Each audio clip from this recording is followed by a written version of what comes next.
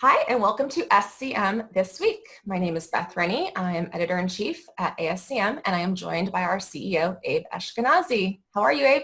I'm well, Beth. How are you? Just great, thank you. Quick reminder for anyone who might not have seen this before, if you do not receive an email from Abe every Friday, you can sign up for free at ascm.org/impact. And here is where Abe and I talk about his weekly article. This one was on the importance of putting people first, especially their health and safety during a time of crisis. So Abe, as we inch closer toward reopening, the widespread lack of testing is making it extremely difficult to make progress.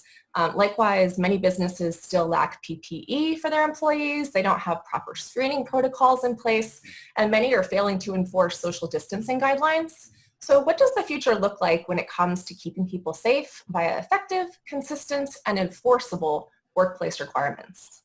Yeah, I think that's among the questions a lot of employers and employees are having right now is what does it look like in the future? What does my workplace look like? What protections do I need for myself? And what protections does the employer need to provide for me? I think more than anything else, organizations need to establish a strategy that enables their employees to continue to work and function without endangering them. And that's at the bottom line, and that's where we start the conversation. Now you need to evaluate, physical requirements, distancing requirements, perhaps changes in the entire workflow within an organization. Do organizations have plans to isolate employees should the threat of an infection arise within an organization? More importantly, do they have the tools, technology, and the capacity and security measures to operate in an environment that is safe and that does not put them at risk or other family members at risk? Let's be clear here. Employers want to be open. Employees want to work. This is not a function of either one of the parties indicating that this is not something that they desire. Everybody has the same expectations in terms of hopefully we're getting back to a more normalized operations. But yet we're identifying that in today's environment, we cannot provide all the critical protections for every employee. So there are specific actions that organizations need to take. Obviously, there are quite a few organizations, whether it be CDC or OSHA or other associations that are developing standards that determine the priorities and minimum requirements to allow individuals to come back into what we would consider a more normal working arrangement. But yet it's going to be a little bit abnormal for the short term as we implement social distancing, as we redefine the workflow processes for individuals so that they can go back on the job with a certain amount of security that they won't be exposed, that they will be taken care of in a safe, healthy manner.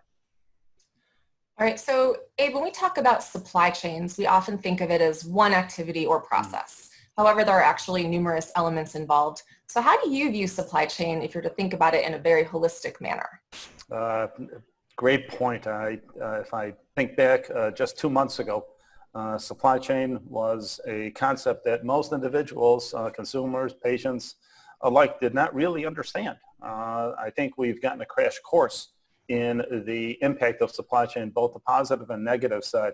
Obviously, when supply chains are working, individuals and patients are getting the products and services they need in a timely manner and in the way that, the variety that they want to receive it.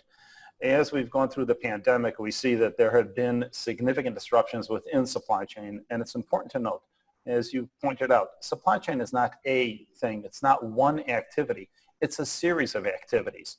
If I can use the SCORE model as sort of the basis of the activities within supply chain, obviously you've got the design of the entire supply chain process, but then you've got the planning, sourcing, manufacturing or transforming a product, delivering it, storing it, recycle, reusing, supporting.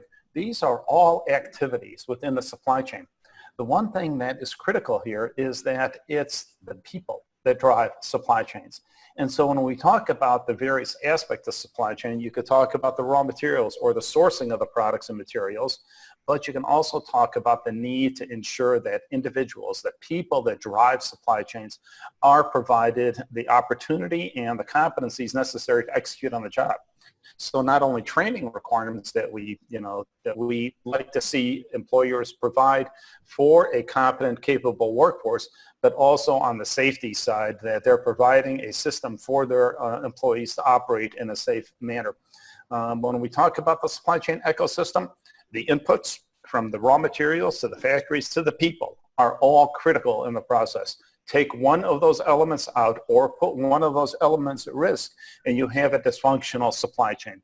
So it's important for all consumers, patients, and individuals alike to understand the various roles and responsibilities, as well as the steps and sequencing that a supply chain has in order to take a product or raw material from one state and deliver it to a consumer or a patient in a manner that they want.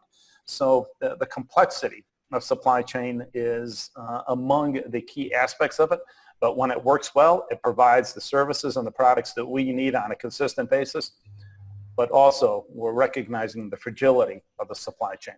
So when you impact the worker, you see the significant impact that it has on an organization's capabilities. Again, it's not a matter of a desire that they want, that they want to be shut down. It's in response to the significant risk that is posed for these individuals. So employers want to be in business, employees want to work. We need to do so in an effective, efficient, and sustainable manner. All right, you just said if you take out one aspect or put one aspect at risk, the whole thing really will collapse. Yeah. So what are some of the key points that supply chain leaders must be keeping top of mind in order to ensure that their people's supply chains are as ethical as possible, especially during the challenging times that are to come? As always, I think every employer will tell you, if you ask the question, what's your number one asset? I think they'd rightfully say people are their number one asset. And so invest in your people the way that you would invest in your most precious asset for your organization. Identify those key employees and ensure other staff members have received the appropriate training as well as development opportunities so they understand what a work arrangement is and if they need to rearrange their work processes. More importantly, visibility into your supply chain. Understand the impact that your tier 1 vendors have, your tier 2 vendors have, and making sure that they're compliant within your policies and your protocols as well.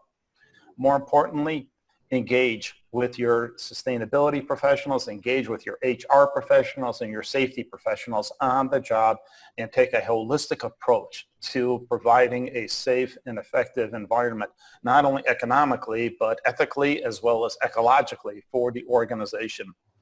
Long-term health and safety is the key aspect in any organization. Without employees, you are not going to be able to provide the necessary products and services that the economy thrives on.